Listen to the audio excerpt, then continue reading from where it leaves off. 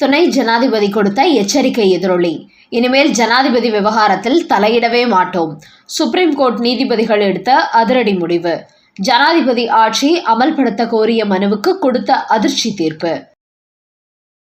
வணக்கம் நண்பர்களே. சமீப காலமாக நீதிமன்றங்களின் செயல்பாடு வரம்பு மீறி கொண்டிருக்கிறது. குறிப்பாக மக்களால் தேர்ந்தெடுக்கப்பட்ட ஆட்சிக்கு எதிராக இவர்கள் தீர்ப்பு சொல்கிறார்கள். அந்த அடிப்படையில் தான் வக்புக் வாரியத்தால் ஏராளமான மக்கள் பாதிக்கப்பட்டதை அடுத்து வக்புக் வாரிய சட்ட திருத்த மசோதாவை மத்திய அரசு கொண்டு வந்தது.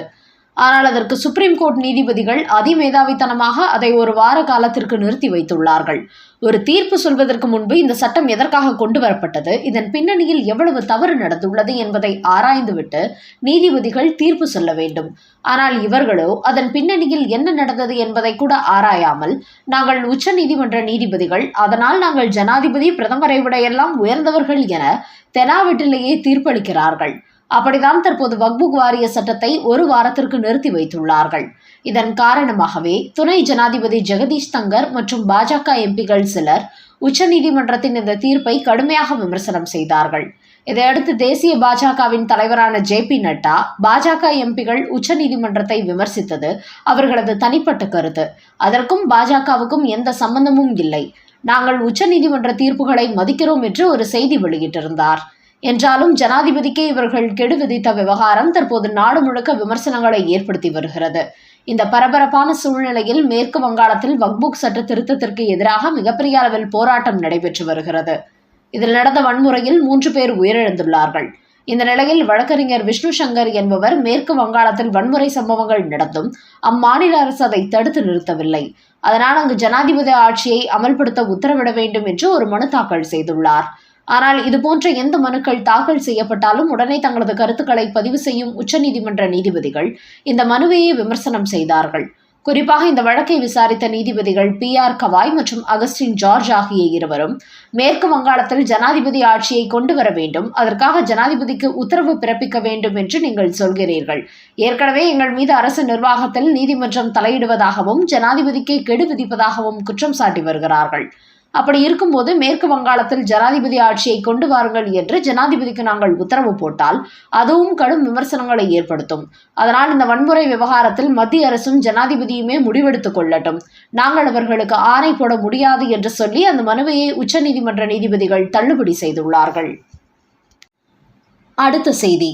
ஆளுநரின் துணைவேந்தர் மாநாடு எதிரொலி. திமுகவின் கைத்தடி கட்சிகளை களமிறக்கிவிட்ட MK ஸ்டாலின். 10 மசோதாக்களை கிடப்பில் போட்டு வைத்த விவகாரத்தில் தமிழக அரசு உச்சநீதிமன்றத்தில் வழக்கு தொடுத்த நிலையில் அந்த மசோதாக்களை விடுவித்தது உச்சநீதிமன்றம்.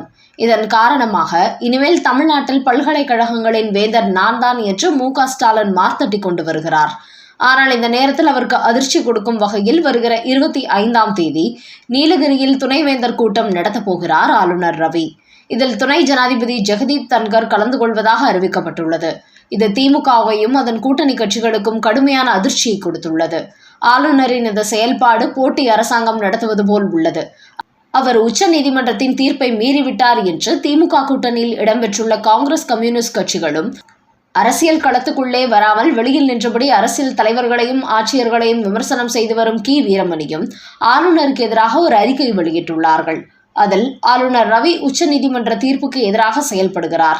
துணை குடியரசுத் தலைவர் இதில் கலந்து கொள்வது எரியுறு நெருப்பில் பெட்ரோல் ஊற்றுவது போல் உள்ளது என்று அவர்கள் விமர்சனம் செய்துள்ளார்கள்.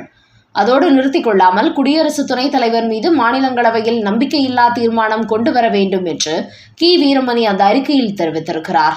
இந்த விவகாரத்தில் இன்னும் MK ஸ்டாலினை ஆளுநருக்கு எதிராக நேரடி அறிக்கை வெளியிடாத நிலையில் அவரது கைகூலிகளாக செயல்படும் வீரமணி உள்ளிட்டோர் அதற்கு எதிராக அறிக்கைகளை வெளியிட்டு பரபரப்பை ஏற்படுத்தி கொண்டு வருகிறார்கள். அடுத்த செய்தி. ஆளுநரின் துணைவேந்தர் மாநாடு நடக்குமா? திமுக போடும் திரைமறைவு திட்டம். உச்சநீதிமன்றம் திமுகவின் 10 மசோதாக்களுக்கு ஒப்புதல் அளித்த நிலையில் திமுகவும் அதன் கூட்டணி கட்சிகளும் ஆர்ப்பரித்தார்கள். அதோடு ஜனாதிபதிக்கு கெடு விதிப்பதா என்று துணை ஜனாதிபதி உச்சநீதிமன்ற நீதிபதியை விமர்சனம் செய்தபோது அவருக்கு எதிராக MK ஸ்டாலினும் திருச்சி சிவா எம்பியும் அதற்கு எதிர்கருத்து வெளியிட்டார்கள். இப்படி MK ஸ்டாலினுக்கு சாதகமாக உச்சநீதிமன்றம் தீர்ப்பளித்ததால் இனிமேல் மத்திய அரசும் ஆளுநரும் தமிழக அரசிடத்தில் பணிந்து விடுவார்கள் என்றுதான் அவர்கள் எதிர்பார்த்தார்கள். ஆனால் அவர்கள் எதிர்பார்த்ததற்கு நேர்மாறாக தற்போது ஆளுநர் ரவி உதகையில் துணைவேந்தர் மாநாடு நடத்தப்போவதாக அறிவித்து திமுகவுக்கு பலத்த அதிர்ச்சி கொடுத்துவிட்டார். இதன் காரணமாகவே திமுக கூட்டணியில் இடம்பெற்றுள்ள பல கட்சிகளும் இதற்கு எதிர்வினை ஆற்றி வருகிறார்கள். என்றாலும் மு.க.ஸ்டாலின் இன்னும் எந்த கருத்தும் வெளிப்படையாக சொல்லவில்லை. ஆனால் சத்தமில்லாமல் திரைமறைவில் சில வேலைகள் நடப்பதாக கூறப்படுகிறது. இந்த நிலையில் இதுகுறித்து திமுக வட்டாரத்தில் விசாரித்த போது ஒரு புதிய தகவல் கிடைத்தது. அதாவது ஆளுநர் நடத்தும் துணைவேந்தர் மாநாட்டில் துணை ஜனாதிபதியே பங்கேற்பதால் இதற்கு எதிராக தங்களால் செயல்பட முடியாது என்றாலும் உச்சநீதிமன்றத்தின் தீர்ப்பினை அவமதிக்கும் வகையில் தமிழக ஆளுநர் ரவி செயல்படுவதாக மீண்டும் உச்சநீதிமன்றத்தில் திமுக சார்பில் ஒரு மனு தாக்கல் செய்ய திட்டமிட்டுள்ளார்களாம். அப்படி தாங்கள் தாக்கல் செய்யும் மனு உடனடியாக விசாரணைக்கு வந்தாலும் ஆளுநருக்கு தடை விதிக்கப்படுமா? ஒருவேளை ஆளுநர் தான் பல்கலைக்கழகங்களின் வேந்தர், துணை வேந்தர்களை நியமனம் செய்யும் அதிகாரம் மட்டுமே தமிழக முதல்வருக்கு வழங்கப்பட்டுள்ளது என்று நீதிமன்றம் சொல்லிவிட்டால் சிக்கலாகிவிடுமே. குறிப்பாக பல்கலைக்கழகங்கள் என்பது இப்போது வரை மத்திய அரசின் கட்டுப்பாட்டில் தான் உள்ளது. அதனால் அதில் மாநில முதல்வர்கள் வேந்தர்களாக வாய்ப்பில்லை என்று சொல்லிவிட்டால் அந்த விஷயத்தில் திமுகவுக்கு பின்னடைவு ஏற்படும் என்றும் திமுக தரப்பு கலவரத்தில் உள்ளதாம். அதன் காரணமாகவும் தற்போது ஆளுநர் நடத்தும் இந்த மாநாட்டில் துணைவேந்தர்கள் யாரையும் பங்கேற்க கூடாது என்று திமுக சார்பில் அவர்களுக்கு ஒரு ரகசிய மிரட்டல் அனுப்பப்பட்டு வருவதாக தகவல்கள் வெளியாகியுள்ளன. ஆளுநர் ரவி முதலமைச்சர் மு.க.ஸ்டாலினுக்கு எதிராக திட்டமிட்டு இந்த மாநாட்டை நடத்துகிறார். அதனால் போட்டி அரசாங்கம் நடத்தும் அவருக்கு யாரும் ஆதரவு கொடுக்கக்கூடாது. உச்சநீதிமன்றமே திமுக பக்கம் நிற்கிறது. அதனால் திமுக அரசின் தடையை மீறி இதில் நீங்கள் கலந்து கொண்டால் பின்னர் உங்களது துணைவேந்தர் பதவிக்கே ஆபத்து வந்துவிடும்.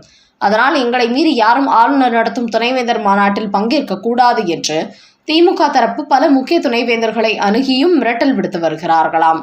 இதன் காரணமாக சில துணைவேந்தர்கள் ஆளுநர் நடத்தும் மாநாட்டில் கலந்து கொள்ள தயாராகி வந்தபோதும் இன்னும் சிலர் குழப்ப மனநிலையில் இருந்து வருவதாகவும் சொல்லப்படுகிறது.